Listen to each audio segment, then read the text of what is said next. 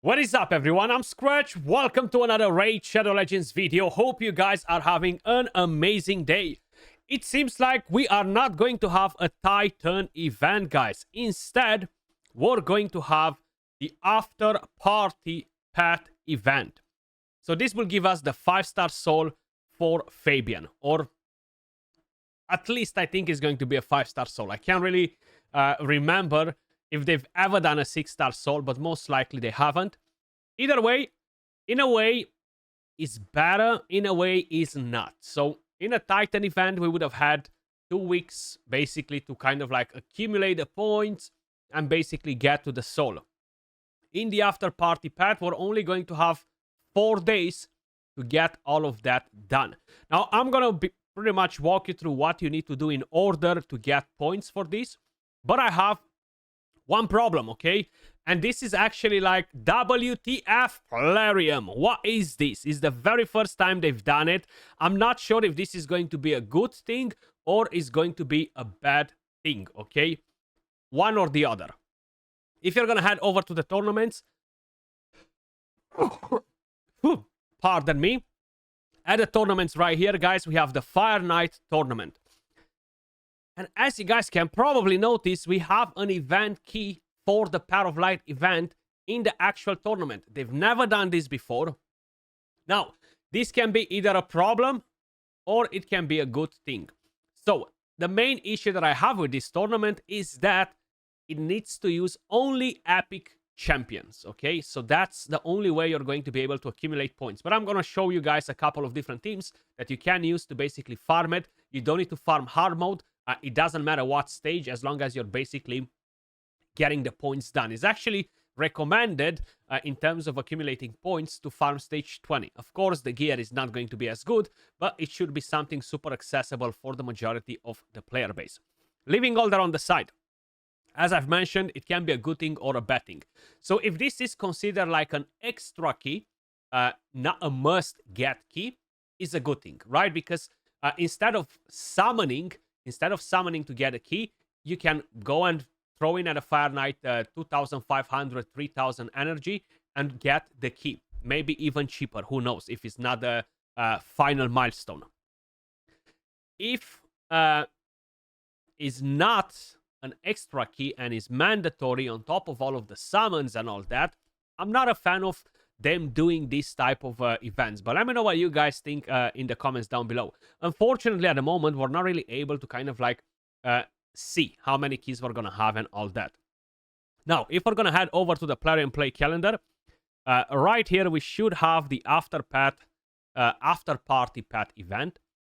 Seems like we're gonna have a pretty badass frame right here: the Champion Soul, Eternal Soulstone, Immortal, and some skill tomes.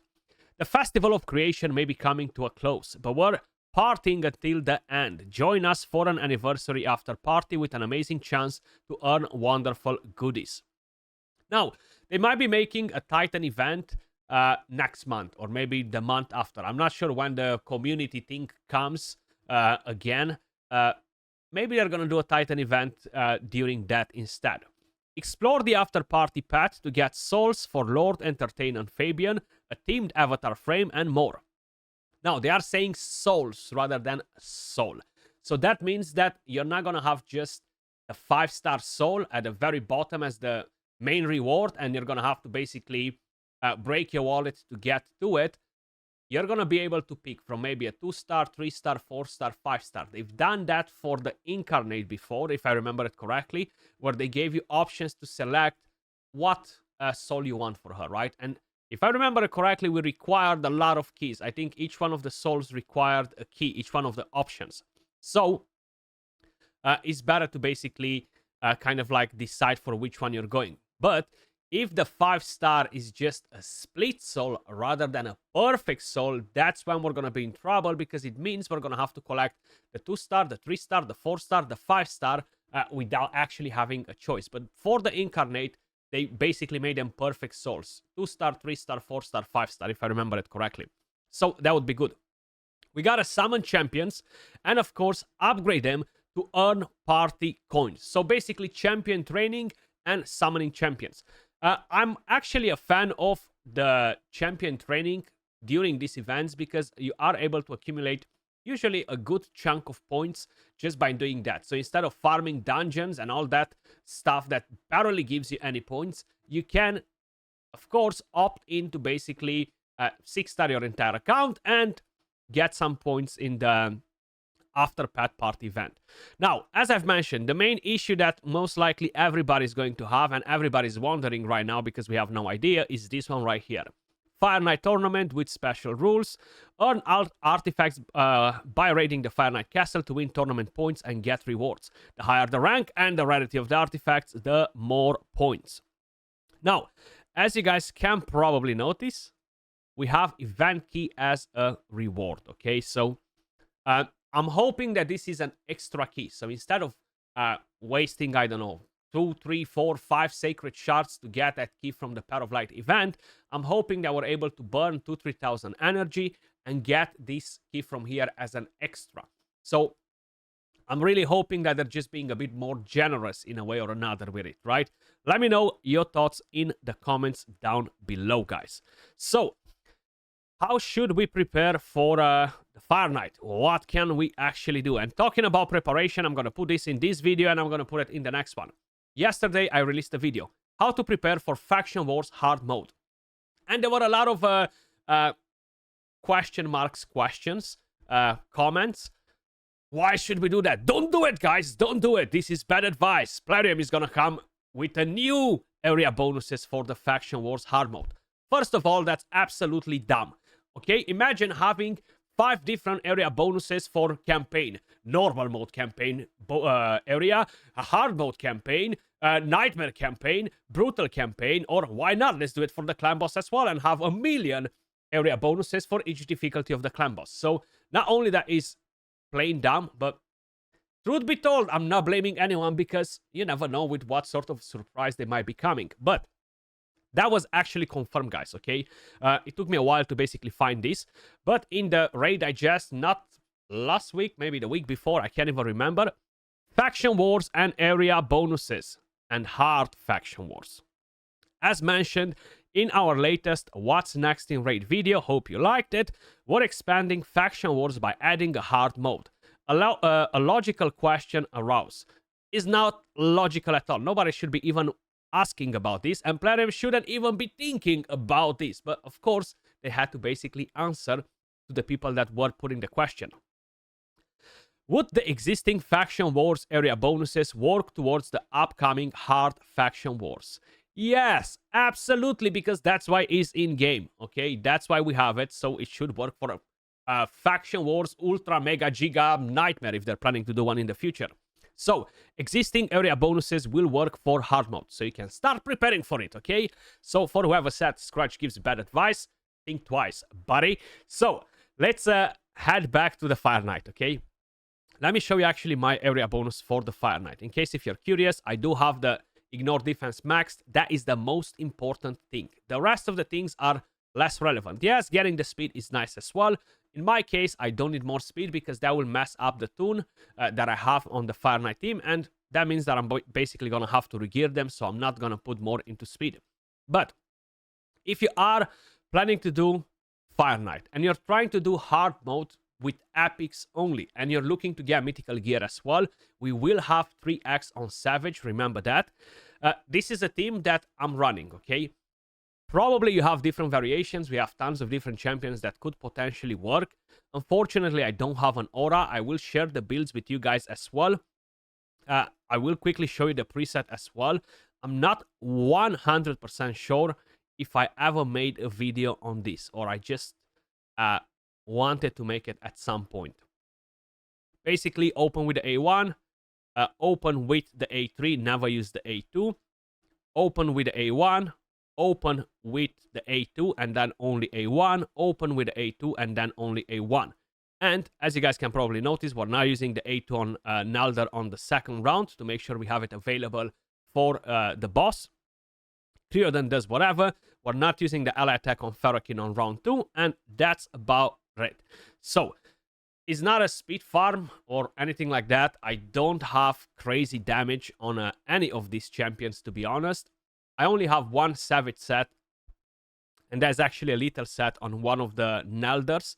But other than that, either I have Perception plus Accuracy. I think I have Relentless on a couple of them, if I remember it correctly, because that's how I have them built. And I feel like one of the Nelders is built with just Cruel Gear, if I remember it correctly. Now, if you have Royal Guard, if you have Allure, if you have different champions that have Thermitar Manipulation, doing stage 20 is actually pretty straightforward. It's much easier than doing this one. And the only thing is, the only difference, you're not going to have a chance to get mythical gear and slightly lower chance to get legendary gear from stage 20, but it's more cost efficient. You're going to have basically better chances to get more points with less energy. While farming hard mode, I'm going to have better chances to get mythical gear or slightly better chances to get legendary gear. And you cannot get mythical only from hard mode. So that's why I'll be farming stage 6. And roughly, if the rewards are as usual and the milestones, I'll probably require around 3k energy to get this done. But if it's an extra key, it's worth it. If it's a mandatory key, I'm not a fan of the idea. That's for sure. So if you have 2 Creodon the Blues and you don't have 2 Nelders, that can work as well. But you do need a Fat Man in here just to basically have the ally attack. And I feel like Stagnite is the best because it has a double hit, the defense down, the decreased speed as well is really, really helpful. And there we go. 1 minute and 56 seconds. Not the fastest team out there or anything like that, but it gets the job done. Now, I'm quickly going to show you normal mode, and I'm going to show you stage 20. With a very similar team, you can do stage 25 if you want as well, right? So if we're going to bring in, let's just say an Allure. I'm not even sure if I have them gear, to be honest. 93, that might have gear. If you have to, even better, to be honest. Then we're going to bring in... Who else should we bring in? Let's actually filter just epic champions, right? It doesn't matter the faction. And let's see who we have built, because honestly, I have no freaking clue.